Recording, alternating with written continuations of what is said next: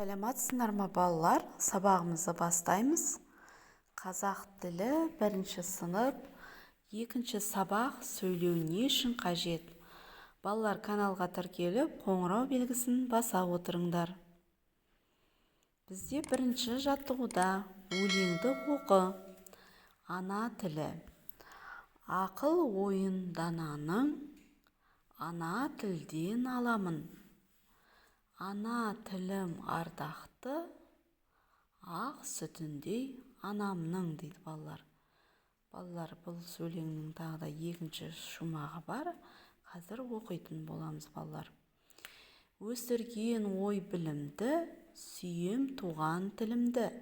Мақсат етем әр сөздің, мәнін терең білуді, дейді. Әбдібай Табылдының өлеңі екен, балалар. Бұл жерде бізге түсініксіз сөздің мағынасын ашып алайық, балалар. Дана дейді. Дананың беретін мағынасы ақылды, данышпан деген мағынаны білдіреді екен, балалар. Өлеңде не туралы айтылған? Өлеңде ана тілі туралы айтылған. Ана тілім ардақты дегенді қалай түсінесің? Әркімнің өз ана тілі ардақты, бағалы деген мағынада қолданып тұр, балалар. Шынында да әркімнің өзінің сөйлейтін тілі ол ана тілі, балалар. Ана тілін барлық адам жақсы көреді екен, балалар. Бағалайды екен, қадірлейді екен, қастерлейді екен, балалар. Келісеміз ба? Әрине, балалар. Біздің туған ана тіліміз қазақ тілі, балалар. Келесі 2-ші жаттығуда, балалар, балалардың қолындағы әріптерден қандай сөз құрауға болатын айт, дейді. Ана тілі деген сөз екен, балалар. Ана тілі туралы әңгімеле, дейді. Өз ана тілің туралы әңгімеле, дейді. Менің ана тілім қазақ тілі. Ол менің ата-анамның, ата-бабамның тілі. Мен ана тілімді қатты құрметтеймін. Ана тіліммен күнделікті сөйлесемін, дейді. Міне, осылай әңгімелеп, әңгіме құрасандар болады, балалар.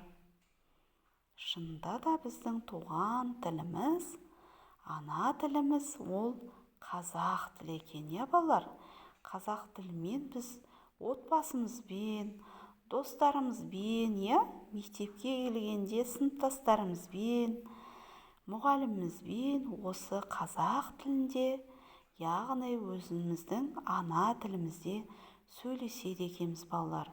Сол үшін де ол бағалы. 3-ші жаттығуда, балалар, мақалды көшіріп жаз.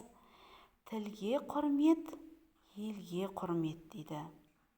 Мағынасы, балалар, яғни тіліңді құрметтесең, ол еліңді құрметтегенмен тең екен, балалар. Яғни сен тіліңді құрметтесең, еліңді құрметтегеніңдей болады екен, балалар.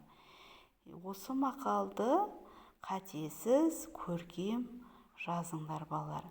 4-ші жаттығуда суреттерді ретімен қойып әңгімеле, дейді. Суретке назар аударайықшы, балалар. Реті қалай болады? Бала кітапханаға келді, 2-ші суретте. 1-ші суретте кітапханашыға кітап беріп тұр.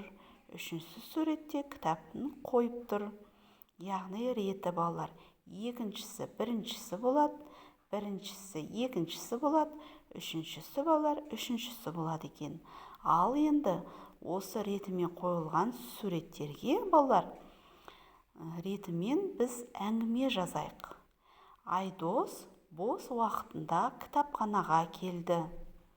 Ол кітапханадан алған ертегі кітабын кітапханашы апайға тапсырды. Кітапханашы апай тұратын орнын нұсқады.